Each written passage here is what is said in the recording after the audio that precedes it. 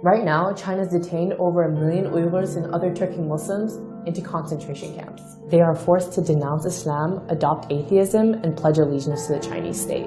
They would spend hours on end chanting in their crowded cells, "There is no such thing as religion," or "All hail the Chinese state," or "All hail Chinese President Xi Jinping." And if the detainees disobey, or if there's any type of resistance, there is torture being used. There are at least 800,000 and possibly up to a couple of million folks in these detention facilities. Nails are being pulled out, teeth are being pulled out. They're using snakes to interrogate. People are being beaten until they're dead. They're being sterilized, a method used in genocide. They're forced to sit on what's called a tiger chair, where they're clamped down on this chair for hours on end, oftentimes in solitary confinement. People are being sent to these camps for random reasons. One of them could easily be you are in contact with someone abroad. You have a family member abroad. You engage in religion. So if you pray, if you mention the word God in your speech, if you fast, any type of indication that you are practicing religion, that is enough for you to be sent to the camps.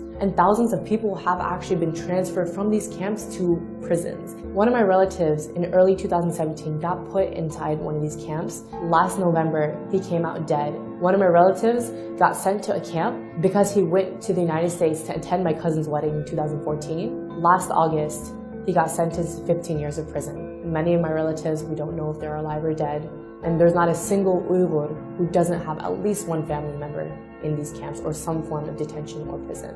The worst part is when someone dies, their bodies are not taken to their families, but rather their bodies are cremated. And that's another way for China to hide the evidence of bodies coming out of these camps. And it doesn't give us a clear idea of how many people are dying. All of this stuff is happening in secret. The children of these detainees have been sent to state-run orphanages and boarding schools where they are taught to hate their own religion, identity, and are forced to speak Chinese, are subject to abuse and torture. The parents don't know where their kids are. Most towns and villages in East Turkestan are almost empty. Around 70 to 80% of the civilians are all gone. You walk through the street and it's eerily silent because most people are in some form of detention or prison. Schools and factories are now being transformed into these concentration camps. The entire nation of East Turkestan has essentially become a dungeon for its people because China monitors their every action, even in the homes. So there are millions of Han government cadres who are living in Uyghur homes to make sure they're not engaging in religion and to assess their political views. Practicing Islam is completely banned.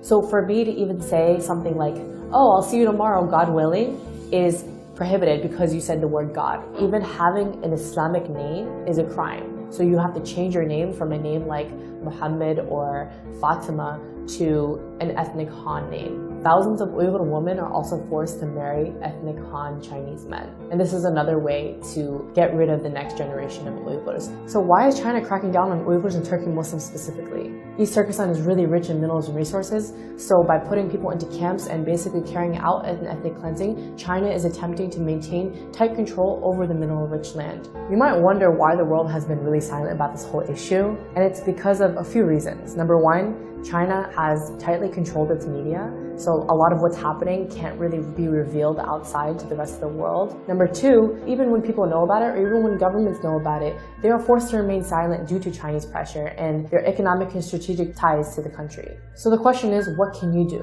What we need to do is raise awareness, because right now, most of the world has no idea that this is happening. Pressure your government leaders to acknowledge China's occupation of East Turkestan and its systematic campaign to wipe out the Uyghurs and other people of East Turkestan. Support your local Uyghur communities. They're in dire need of international support. Come out to their protests. Organize protests in front of Chinese embassies and bodies that can actually take action to challenge China's ethnic cleansing of the Uyghurs.